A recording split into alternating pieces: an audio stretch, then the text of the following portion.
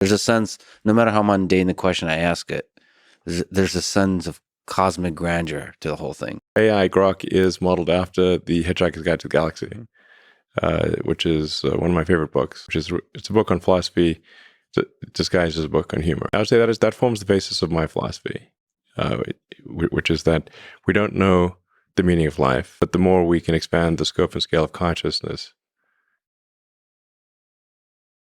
digital and biological, the more we're able to understand what questions to ask about the answer that is the universe. So I have a philosophy of curiosity. There is generally a feeling like this AI system has an outward looking, like the way you are, like sitting with a good friend, looking up at the stars, like asking podhead like questions about the universe, wondering what it's all about, the curiosity you talk about. There's a sense, no matter how mundane the question I ask it, there's a sense of cosmic grandeur to the whole thing. Well, we are actually working hard to have engineering, math, and physics answers that you can count on. So for the other sort of AIs out there, these so-called large language models, I've not found the engineering to be reliable. The hallucination, it unfortunately hallucinates most when you least want it to hallucinate. So when you ask important, difficult questions,